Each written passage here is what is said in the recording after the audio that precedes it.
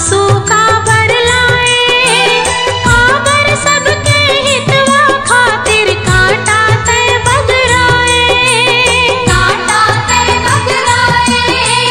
मिटका के चुप बैठे काबर, मिटका के चुप बैठे काबर, कैसे तोर नियाव रे। बर के छैहा कस निर्मल है मोर माया के छाव रे, बर के छैहा कस निर्मल है मोर माया के छाव रे।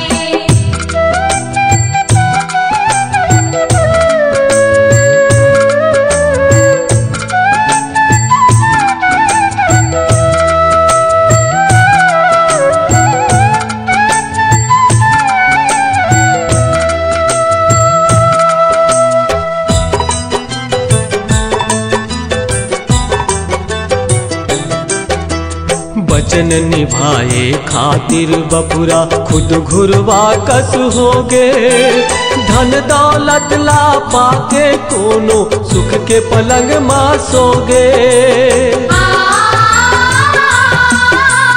मन के ला पर खौजी, मन के ला पर खौजी, काकर ऊंचा भाव रे। पर के छैहा कस निर्मल है मोर माया के छाव रे।